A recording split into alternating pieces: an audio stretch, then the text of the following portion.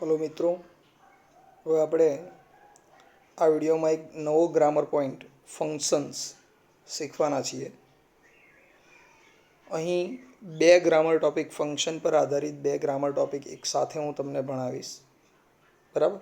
એટલે ધ્યાનથી એને સમજી લેજો. સેક્શન એમાં આ બંને પ્રશ્નો પૂછાય છે. તમે ધોરણ 10 સુધી જે ફંક્શન ભણેલા છો એમાંનો કોઈ ફંક્શન હવે તમારે ઉપયોગમાં આવવાનો નથી. સ્ટાન્ડર્ડ 11th અને 12th બંનેમાં એકદમ જુદા જ ફંક્શનનો ઉપયોગ થાય છે. બરાબર? અપડેટ થઈને આવે બધી માહિતી. તો હવે અહીંયા કઈ બે સૂચનાઓ તમે ભણવાના છો જે પેપરની અંદર તમારા ફર્સ્ટ ટેસ્ટ, સેકન્ડ ટેસ્ટ કે એન્યુઅલ એક્ઝામની અંદર સેક્શન એમાં બે પ્રશ્નો પૂછાય છે. એક પ્રશ્ન આવશે, એક ગ્રામર ટોપિક આપણે ભણવાના છીએ, આઈડેન્ટિફાઈ ધ લેંગ્વેજ ફંક્શન્સ. હવે આ ટોપિકનું નામ છે આઈડેન્ટિફાઈ ધ લેંગ્વેજ ફંક્શન્સ. તમને પરીક્ષામાં સૂચના આવવાની છે, select the most appropriate language function from the bracket and write against it. એટલે કે તમને આ સૂચનાના નીચે કાઉન્સમાં 3 કે 4 અલગ અલગ ફંક્શન્સના નામ લખેલા હશે અને નીચે 2 કે 3 વાક્યો આવશે. ફર્સ્ટ એક્ઝામ હશે તો 2 વાક્યો આવશે અને એન્યુઅલની અંદર 3 વાક્યો આવશે. બરાબર? તો 3, જો 2 વાક્ય આવશે તો ઉપર 3 ફંક્શનના નામ કાઉન્સમાં લખેલા હશે. 4 પણ હોઈ શકે, જરૂરી નથી. તમારે નીચે 2 વાક્ય આપેલા છે. એ 2 વાક્યમાંથી દરેક વાક્ય કયા ફંક્શનનું છે એ ઉપર કાઉન્સમાંથી શોધીને લખવાનું છે. એટલે કે આપેલા નીચે આપેલા 2 વાક્યોમાં કયા ફંક્શનનો ઉપયોગ થાય છે એ જવાબ કાઉન્સમાં આપેલો છે. તમારે ફક્ત શોધવાનો છે. બરાબર? અને આવી જ બીજી સૂચના ભણવાના છીએ. એના પછીનો જ પ્રશ્ન સેક્શન એમાં જ પૂછાશે, રિસ્પોન્ડ ધ ડાયલોગ. બરાબર? આમાં કોઈ બે વ્યક્તિ વચ્ચેનો ડાયલોગ આપેલો હશે. પહેલા વ્યક્તિનો ડાયલોગ હશે અને ત્યાર પછી બીજા વ્યક્તિના ડાયલોગમાં ખાલી જગ્યા હશે અને કાઉન્સમાં ફંક્શનનું નામ લખેલું હશે. હવે આ જે પ્રશ્ન પૂછાશે રિસ્પોન્ડ ધ ડાયલોગ, એમાં દરેક પ્રશ્નના નીચે 4 વિકલ્પ આપેલા હશે, ABCD. તો કાઉન્સમાં જે ફંક્શનનું નામ લખેલું છે એ ફંક્શન પર આધારિત વાક્ય નીચે 4 વિકલ્પમાંથી કયું છે એ આપણે શોધીને લખવાનું છે. ઓકે મિત્રો? તો આ બે ટોપિક એક સાથે ભણવાના છે. એકમાં આપણે ફંક્શન કાઉન્સમાંથી શોધીને લખવાનું છે અને બીજામાં કાઉન્સમાં ફંક્શન આપેલું છે એના ઉપરથી વાક્ય શોધવાનું છે એ ફંક્શનનું. ક્લિયર? આગળ જોશો એટલે વધારે ખ્યાલ આવશે. હવે યુનિટ વાઇઝ એક એક કરીને હું તમને ફંક્શન સમજાવતો જઈશ. તમારા યુનિટ 1ને લગતું ફંક્શન છે એક્સપ્રેસિંગ કન્ડિશન. પહેલા ફંક્શનનું નામ છે એક્સપ્રેસિંગ કન્ડિશન. એક બીજી માહિતી આપી દઉં, જેવું તમને અહીં દેખાઈ રહ્યું છે વિડીયોમાં. બરાબર? આનો પિક હું સેન્ડ કરીશ, આની ઇમેજ હું તમને સેન્ડ કરીશ હોમવર્ક માટે. તમારે આ જ પ્રમાણે બધું જ નોટબુકમાં લખવાનું છે. તમારી નોટબુકમાં હોમવર્ક તરીકે લખી દેવાનું છે. બરાબર? જે કોઈ વિદ્યાર્થીઓએ નહીં લખેલું હશે, બરાબર, એની પ્રેક્ટિસ નહીં થશે. અને આ તમારા માટે બહુ ઇમ્પોર્ટન્ટ ગ્રામર છે ધોરણ 11 અને ધોરણ 12 બંને માટે, બંને ધોરણ માટે. બરાબર? અને સૌથી વધારે માર્ક્સનું ગ્રામર ફંક્શનનું જ પૂછાય છે, એટલા માટે પણ ધ્યાન આપજો. સૌથી પહેલું ફંક્શન છે યુનિટ 1નું એક્સપ્રેસિંગ કન્ડિશન. યુનિટ 1માં આપેલું છે એક્સપ્રેસિંગ કન્ડિશન એટલે શરત દર્શાવતું વાક્ય. બરાબર? આ ફંક્શનનો ઉપયોગ ક્યારે થાય તો એની વ્યાખ્યા સમજાવેલી છે.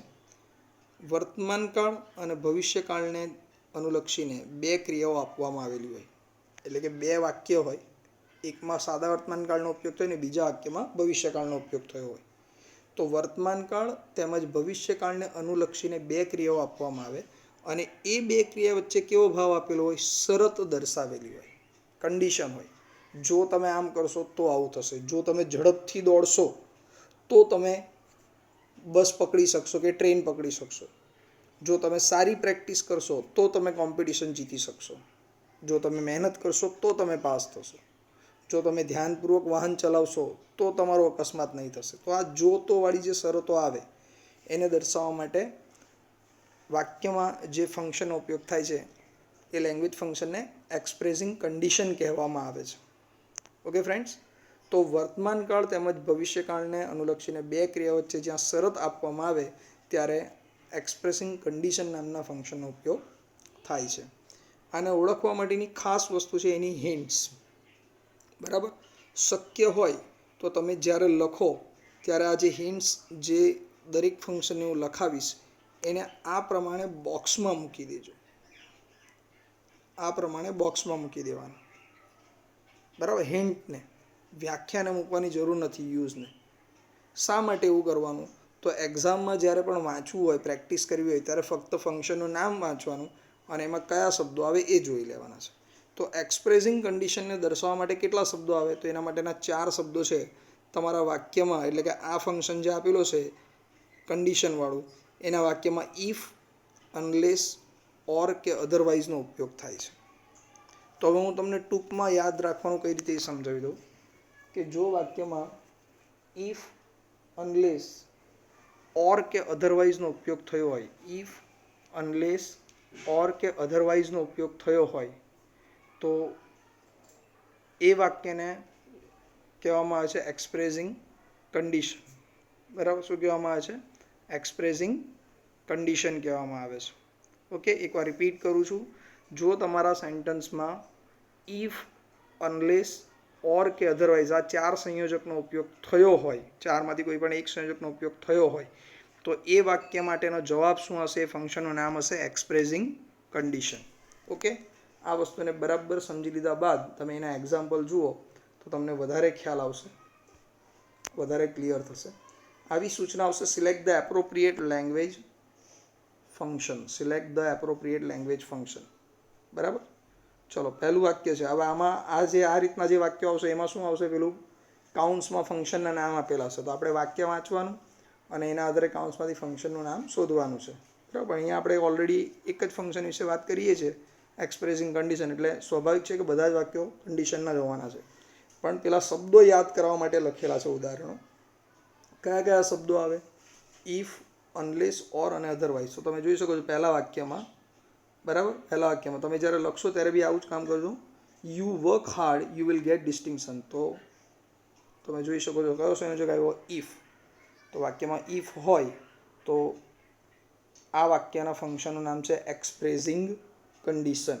વાક્યમાં ઇફ આપેલું છે માટે ફંક્શનનું નામ છે એક્સપ્રેસિંગ કન્ડિશન. એ રીતે બીજું વાક્ય છે અનલેસ યુ હેલ્પ મી. જો વાક્ય ભલે સમજ ન પડે, તમારે ફક્ત આ 4 શબ્દો જો તમે યાદ રાખો કે ઇફ, અનલેસ, ઓર કે અધરવાઇઝ સંયોજક વાક્યમાં દેખાય તો એ વાક્યના ફંક્શનનું નામ હોય એક્સપ્રેસિંગ કન્ડિશન. તો તમારો માર્ક્સ નહીં કપાય. બીજું વાક્ય છે unless you help me I will report to the manager. બરાબર, વાક્ય ભલે નહીં સમજ પડી કે શું કહેવા માંગે છે વાક્યમાં, ડોન્ટ વરી. કયો શબ્દ દેખાયો? તો તમને વાક્યમાં અનલેસ વર્ડ દેખાય છે. તો વાક્યમાં જો અનલેસ આપવામાં આવે તો તમારા વાક્યના ફંક્શનનું નામ છે એક્સપ્રેસિંગ કન્ડિશન. બરાબર, વાક્યમાં અનલેસ આપેલું છે માટે ફંક્શનનું નામ છે એક્સપ્રેસિંગ કન્ડિશન. આ જ પ્રમાણે ત્રીજું વાક્ય જુઓ. ઇફ યુ કોલ મી. જો તમે મને બોલાવ્યો હતો, આઈ વિલ હેલ્પ યુ, તો હું તમારી મદદ કરી શકતે. તો કયો સંયોજક દેખાય છે તમને? તો તમે જોઈ શકો છો વાક્યની શરૂઆતમાં કયો સંયોજક છે? ઇફ. તો વાક્યમાં ઇફ આપેલું છે તો તમારા આ સેન્ટન્સના ફંક્શનનું નામ છે એક્સપ્રેસિંગ કન્ડિશન. એક બીજી માહિતી આપી દઉં, જરૂરી નથી કે એક્સપ્રેસિંગ શબ્દ જ આપેલો હોય, ફંક્શનનું નામ એ જ રહેવાનું છે કન્ડિશન. પણ આગળ જે શબ્દ આવશે એક્સપ્રેસિંગ, આની જગ્યાએ ડિસ્ક્રાઇબિંગ શબ્દ પણ આવી શકે, એટલે કે ડિસ્ક્રાઇબિંગ કન્ડિશન. તો પણ ગ્રામરમાં કોઈ ફરક પડતો નથી. એક્સપ્રેસિંગની જગ્યાએ ડિસ્ક્રાઇબિંગ આવે, શોઈંગ શબ્દ આવે, બરાબર, ઇન્ડિકેટિંગ શબ્દ આવે, કોઈ બી શબ્દ આવી શકે આમાંનો. બરાબર, ટોકિંગ અબાઉટ એવું લખેલું હોય, ટોકિંગ અબાઉટ કન્ડિશન આવું લખેલું હોય ફંક્શનમાં. તો ફંક્શન નથી બદલાયું, બરાબર, ફક્ત સૂચના બદલાઈ, એનાથી કોઈ ફરક પડતો નથી. બરાબર, એ એક્સપ્રેસિંગ હોય કે ડિસ્ક્રાઇબિંગ હોય કે શોઈંગ લખેલું હોય. તો ચોથું વાક્ય જો keep silence otherwise the teacher will પનિશ you. તો કયો સંયોજક દેખાયો તમને વાક્યમાં? તો જો અધરવાઇઝ દેખાય છે. વાક્યમાં અધરવાઇઝ આપેલું હોય તો આપણા ફંક્શનનું નામ હોવું જોઈએ, આ વાક્યના ફંક્શનનું નામ હોવું જોઈએ એક્સપ્રેસિંગ કન્ડિશન. બરાબર, આ જ પ્રમાણે 5મું સેન્ટન્સ છે unless you attend the class you will not understand all the topic. તો તમને પેલા 4 વર્ડ છે એમાંથી કયો દે વર્ડ મળ્યો વાક્યમાં? અનલેસ મળ્યું. તો unless you attend the class, તો અનલેસ વર્ડ આપેલો છે, બે ક્રિયા વચ્ચે શરત આપેલી છે કે જો તમે ક્લાસ અટેન્ડ નહીં કરો તો તમને આ બધા ટોપિક ખબર પડશે નહીં. બરાબર. તો એકવાર રિપીટ કરું છું, આમાં એક ઓર વાળું વાક્ય મેં નથી લખ્યું, એ પણ હું તમને કહી દઉં. Keep silence or leave the class. શરત છે, શાંતિથી બેસો અથવા ક્લાસની બહાર જતા રહો. બરાબર. તો જ્યારે અને ઓર સંયોજક વચ્ચે આવ્યો, તો જ્યારે વાક્યમાં ઇફ, અનલેસ, ઓર કે અધરવાઇઝ સંયોજક આવે તો આપણા વાક્યના ફંક્શનનું નામ ઉપરથી કાઉન્સમાંથી કયું ફંક્શન લખી દેવાનું, નીચે એક્સપ્રેસિંગ કન્ડિશન. ક્લિયર? બરાબર. ધ્યાનથી વિડીયોને જોઈને સમજી લેજો. ત્યાર પછીનો તરતનો જ પ્રશ્ન આવશે, 2 માર્કનો પ્રશ્ન પહેલી એક્ઝામની અંદર, અને સેકન્ડ એક્ઝામની અંદર 80 માર્ક્સના પેપર, સોરી લાસ્ટ એક્ઝામમાં 80 માર્ક્સના પેપરમાં એ 4 માર્ક્સનું પૂછી શકે. બરાબર, 3 અથવા 4 માર્ક્સનું. ચલો, આવી રીતે સૂચના આવશે. Select the appropriate responses. Select the appropriate response, એટલે યોગ્ય રિસ્પોન્સ પસંદ કરો. પહેલું વાક્ય છે, વિરાજ બોલનાર છે, how will you get the trophy, તને ટ્રોફી કેવી રીતે મળશે. વિપુલના વાક્યમાં આ પ્રમાણે ખાલી જગ્યા આપી દેશે અને કાઉન્ટ્સમાં તમને ફંક્શનનું નામ લખીને આવશે એક્સપ્રેસિંગ કન્ડિશન. તો હવે છે ને, જો વાક્ય કોણ બોલે છે, કયા બે વ્યક્તિ બોલે છે, એ આપણે કોઈ પ્રોબ્લેમ, કોઈ નિસ્બત નથી. હું તમને એકદમ શોર્ટકટ કી આપી રહ્યો છું. બરાબર. બહુ લાંબા ગ્રામેટિકલ નિયમોને ભણાવ્યા વગર. નહીં તો મારે અહીંયા વાક્ય બી સમજાવવાનું, ભાઈ વિરાજ શું પૂછે છે, વિપુલે શું જવાબ આપવો જોઈએ, નીચે 4 વિકલ્પ સમજાવવાના, તમે વધારે કન્ફ્યુઝ થાઓ. એના કરતાં હું સરળ વસ્તુ સમજાવી દઉં છું. કાઉન્ટ્સમાં કયું ફંક્શન છે ને એટલું જોઈ લેવાનું. તો અહીંયા કાઉન્ટ્સમાં ફંક્શનનું નામ આપેલું છે એક્સપ્રેસિંગ કન્ડિશન. હવે કન્ડિશન આપેલું એટલે આપણને પેલા 4 શબ્દો તરત લાઇટ થવા જોઈએ. કયા? ઇફ, અનલેસ, ઓર અને અધરવાઇઝ. તો હવે નીચે 4 વિકલ્પ આપેલા છે, એમાંથી કયા વાક્યમાં, કયા વિકલ્પમાં આ 4માંનો એક શબ્દ મળે, ઇફ, અનલેસ, ઓર કે અધરવાઇઝ મળે, એ તમારો આન્સર. તો ચેક કરીએ આપણે. પહેલા વાક્યમાં છે આઈ will get the trophy because, તો બીકોઝ આપ્યું છે, તો બીકોઝ તો કારણ દર્શાવે, આપણે શરત જોઈએ છે, એટલે આ આન્સર ખોટો છે. બીજો વિકલ્પ જોઈએ, I practised hard so I will get the trophy, તો સો પછીનું વાક્ય પરિણામ દર્શાવે છે, રિઝલ્ટ કહેવાય એને, તો આ પણ આપણું ફંક્શન નથી, આપણે કન્ડિશન જોઈએ છે.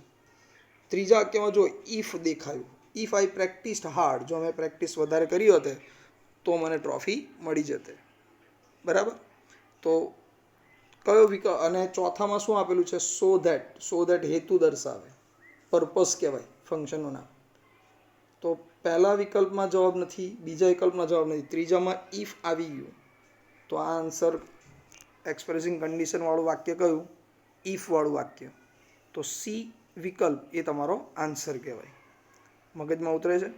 એટલે અહીંયા શું કરવાનું, ઉપર જે તમને ભણાવ્યું એમાં તમે શું કહ્યું, સેન્ટન્સ પરથી ફંક્શનનું નામ શોધ્યું, અને આમાં શું કરવાનું છે, ફંક્શન પરથી સેન્ટન્સ શોધવાનું છે.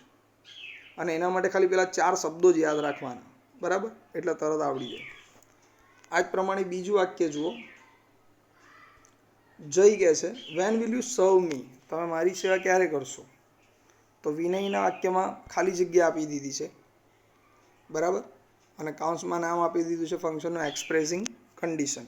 તો કન્ડિશન એટલે આપણે પેલા 4 વિકલ્પ, 4 સંયોજક, ઇફ, અનલેસ, ઓર અને અધરવાઇઝ કયા વિકલ્પમાં છે જુઓ. I will serve you letter, આમાં કોઈ સંયોજક જ નથી, સિમ્પલ સેન્ટન્સ, એટલે આ વિકલ્પ ખોટો. If you select me, if દેખાયું, તો હમણાં હાલ આને ટીક કરી દઈએ. If you select me I will serve you. બીજામાં જુઓ બીકોઝ, તો એ તો આવવાનું નથી. ત્રીજામાં શુડ, તો શુડવાળું વાક્ય, બરાબર, એ નૈતિક ફરજ દર્શાવે છે, એટલે એ પણ આવે નહીં. તો બીજાનો વિકલ્પ છે બી વિકલ્પ. બરાબર, કન્ડિશન દર્શાવે છે, ઇફ સંયોજક આપેલો છે. ઓકે ફ્રેન્ડ્સ, તો આ થઈ ગયું તમારું પહેલું function expressing condition. I think so તમને પ્રોપરલી સમજ પડી હશે. બરાબર. ખાસ ધ્યાન રાખવાનું કે એક્સપ્રેસિંગ કન્ડિશન જ્યારે લખેલું હોય ત્યારે દરેક આટલા બધા જે તમે એક્ઝામ્પલ જોયા એમાં દરેકની અંદર શું જોયું, તો કે સાદા વર્તમાનકાળ અને ભવિષ્યકાળના જ વાક્યો જોયા. બરાબર. તો આ ખાસ ધ્યાન રાખવાનું, એના ટેન્સ. અને બીજું ધ્યાન રાખવાનું પેલા 4 શબ્દો, બરાબર, ઇફ, અનલેસ, ઓર અને અધરવાઇઝ. જો આ શબ્દો દેખાય તો તમારા વાક્યનો જવાબ હોવો જોઈએ એક્સપ્રેસિંગ કન્ડિશન. ઓકે, ફિનિશ આ ફંક્શન. ફર્સ્ટ યુનિટમાં જ, ફર્સ્ટ યુનિટની અંદર જ બીજું ફંક્શન પૂછાય છે એ છે એક્સપ્રેસિંગ કન્ડિશન ઇન પાસ્ટ. બીજા ફંક્શનનું નામ છે expressing condition in past. Condition પેલું માત્ર કન્ડિશન હતું, હવે આ શું આવ્યું? Condition in past. પહેલાં લેસનનું જ પહેલાં યુનિટનું જ ફંક્શન છે, પણ અલગ કરીને સમજાવું છું. એનો ઉપયોગ ક્યારે થાય છે? તો જ્યારે ભૂતકાળની બે ક્રિયાઓ આપેલી હોય અને એ બે ક્રિયાઓ વચ્ચે શરતનો ભાવ આપેલો હોય. કોઈ ભૂતકાળની બે ઘટનાઓ અને એ બે ઘટનાઓ વચ્ચે શરત આવતું હોય, જો આવું થયું હોત તો આવું થતે, બરાબર. જો મેં થોડી વધારે મહેનત કરી હોતે તો મારા 2% વધારે આવતે, બરાબર. જો મારું ઇન્ટરવ્યૂ સારું ગયું હોતે તો મને આ નોકરી મળી હોતે, બરાબર ને. તો જ્યારે ભૂતકાળની બે ઘટનાઓ વચ્ચે તમને શરતનો ભાવ આપવામાં આવે ત્યારે એક્સપ્રેસિંગ કન્ડિશન ઇન પાસ્ટ નામના ફંક્શનનો ઉપયોગ થાય છે, બરાબર. એકવાર રિપીટ કરું છું. ભૂતકાળની બે ક્રિયાઓ વચ્ચે શરતનો ભાવ દર્શાવવા એક્સપ્રેસિંગ કન્ડિશન ઇન પાસ્ટ નામના ફંક્શનનો ઉપયોગ થાય છે. આને ઓળખવા માટે શું કરવાનું છે? તો તમને હિન્ટ્સ આપેલી છે. તમારા સેન્ટન્સમાં આટલું ખાલી ચેક કરવાનું છે. સેન્ટન્સની અંદર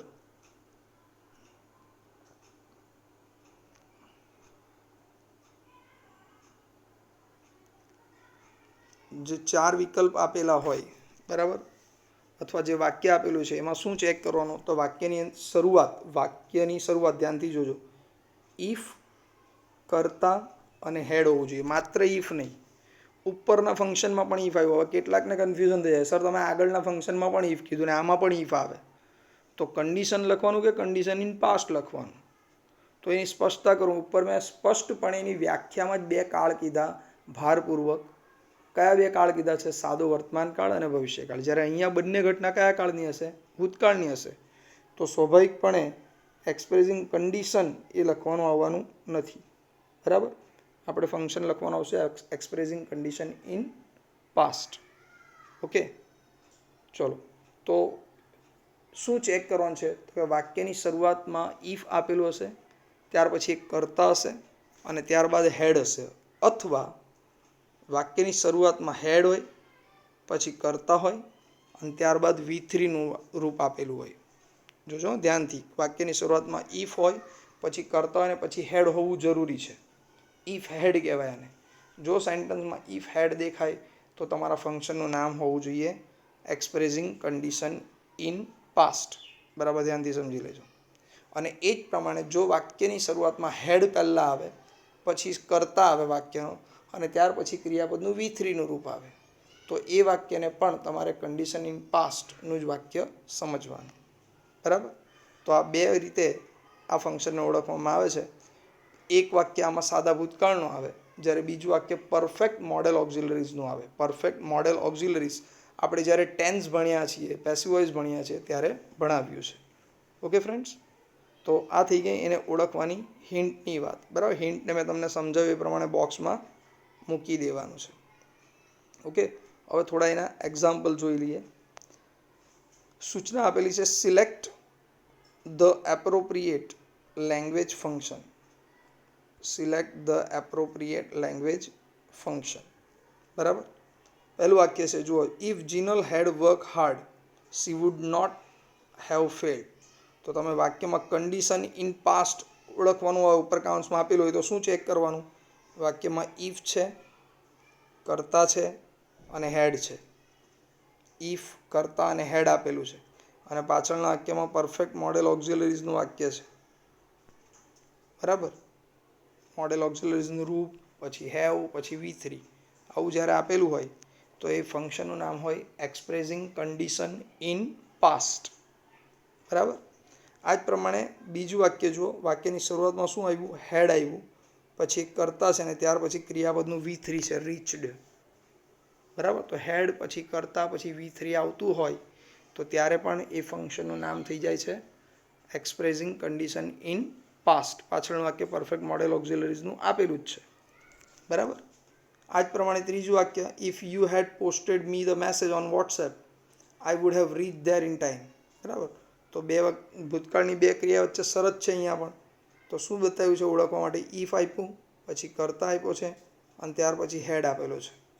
તો જ્યાં વાક્યમાં ઇફ, કર્તા અને હેડ હોય, બરાબર, એ વાક્યમાં પણ ફંક્શનનું નામ હશે એક્સપ્રેસિંગ કન્ડિશન ઇન પાસ્ટ.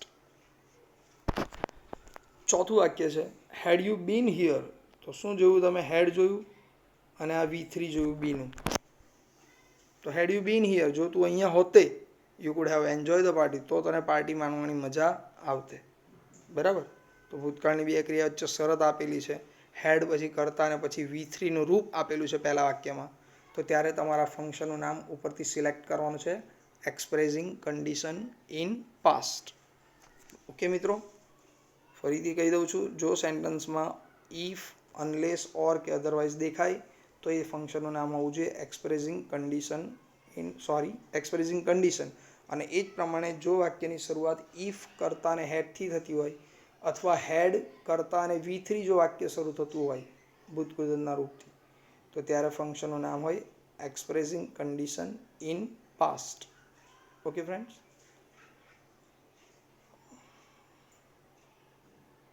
હવે આપણે સિલેક્ટ ધ એપ્રોપ્રિએટ રિસ્પોન્સ આગળની સૂચના ભણીશું. Select the appropriate response. ફરહાનનો ડાયલોગ આપેલો છે, it was my bad luck that I lost the match by little margin. બરાબર, બહુ ઓછા માર્જિનથી હું મેચ હારી ગયો, એ મારું કમનસીબી છે. હવે હર્ષદના ડાયલોગમાં ખાલી જગ્યા આપી દીધી છે, બરાબર, અને કાઉન્ટ્સમાં નામ આપી દીધું છે ફંક્શનનું એક્સપ્રેસિંગ કન્ડિશન ઇન પાસ્ટ. તો હવે તમારે ABCD 4 વિકલ્પ ચેક કરવા પડે. યાદ શું રાખવાનું? આપણો જવાબ એ જ વિકલ્પ હશે જેમાં પહેલાં ઇફ આપેલું હોય વાક્યની શરૂઆતમાં, પછી વાક્યનો કર્તા હોય અને ત્યાર પછી હેડ આવતું હોય, અથવા વાક્યની શરૂઆતમાં હેડ આપ્યું હોય, પછી કર્તા હોય ને ત્યાર પછી V3 નું રૂપ હોય, તો જ એ વાક્યના ફંક્શનનું નામ થાય એક્સપ્રેસિંગ કન્ડિશન ઇન પાસ્ટ. બરાબર છે મિત્રો? તો ચલો નીચે હવે ચેક કરીએ આપણે. એક્સપ્રેસિંગ કન્ડિશન ઇન પાસ્ટનું વાક્ય શોધવાનું છે. પહેલું વાક્ય છે વેરી ફ્યુ. હવે વેરી ફ્યુ આવે એટલે ડિગ્રીવાળું વાક્ય, એટલે એ તો છે જ ને, આપણે તો કન્ડિશન જોઈએ છે ભૂતકાળની. બીજામાં જુઓ હેડ યુ ટ્રાઈડ લિટલ મોર, તો હેડ આવ્યું વાક્યની શરૂઆતમાં, કરતા છે અને ત્યાર પછી V3 નું રૂપ આવી ગયું ટ્રાઈડ. હેડ પછી કરતા પછી V3 નું રૂપ ટ્રાઈડ આવી ગયું. તો તમારો જે ફંક્શન કીધું છે કાઉન્ટ્સમાં એક્સપ્રેસિંગ કન્ડિશન ઇન પાસ્ટ, એનો જવાબ કયો દેખાય છે હમણાં હાલ? B વિકલ્પ દેખાય છે. બરાબર. છતાં બાકીના બે પણ ચેક કરી લેવાના કે એક બે કેમ નહીં આવે. તો તમે C વિકલ્પ જો, એમાં સિન્સ આપેલું છે જે કારણ દર્શાવે, એટલે એ નહીં આવે. ચોથા વિકલ્પમાં હેડ બેટર, એ ચોઈસ દર્શાવતો શબ્દ છે, બરાબર. જ્યારે અહીંયા તો આપણે શું બતાવવાનું છે? કન્ડિશન બતાવવાની છે, શરત બતાવવાની છે. એટલે એવું વાક્ય શોધવાનું છે જેની શરૂઆતમાં ઇફ હોય, પછી કરતા હોય ને ત્યાર પછી V3 હોય, અથવા એવું વાક્ય શોધો જેમાં હેડ હોય, કરતા હોય ને ત્યાર પછી V3 હોય. બીજું વાક્ય સમજીએ. અમી, હેડ યુ સીન ધ તાજ? અમીને કોઈએ પ્રશ્ન કર્યો છે, શું તે તાજ જોયો છે? તો રિયાએ પૂછેલો છે પ્રશ્ન, અમીએ રિયાને પ્રશ્ન પૂછ્યો છે. તો રિયા એના જવાબ આપે છે અને કાઉન્ટ્સમાં ફંક્શનનું નામ આપેલું છે કન્ડિશન ઇન પાસ્ટ. બરાબર, એક્સપ્રેસિંગ કન્ડિશન ઇન પાસ્ટ. તો પહેલો વિકલ્પ છે but I have seen the red fort. તો બટ આપ્યું છે એટલે તો વિરોધ દર્શાવે. આપણે કન્ડિશન જોઈએ છે ભૂતકાળની, એટલે એ નહીં ચાલે. ઇટ ઇઝ સચ અ લવલી પ્લેસ ધેટ, સચ ધેટ, તો એ પણ રિઝલ્ટ બતાવે, એટલે એનો પણ ઉપયોગ આમાં થતો નથી. ત્રીજા વિકલ્પમાં તમે જોઈ શકો છો ઇફ આપેલું છે, પછી કરતા છે ને ત્યાર પછી હેડ છે. તો if I had seen the Taj, comma I would have written a poem on it. તો ઇફ, કરતા ને હેડ આપેલું છે એટલે તમારા ફંક્શનનું નામ આવે, કયો વિકલ્પ આવે? C વિકલ્પ આવે. ફંક્શનનું નામ છે એક્સપ્રેસિંગ કન્ડિશન ઇન પાસ્ટ. બરાબર. અને ચોથામાં શું છે? જો ઇફ તો છે પણ એ માત્ર ઇફ નથી, એ એઝ ઇફ છે, બરાબર, એટલે એ જવાબ આવે નહીં. ક્લિયર થઈ ગયું? ઓકે મિત્રો. તો આ થઈ ગયું તમારું યુનિટ 1નું આખું ગ્રામર પૂરું. બરાબર.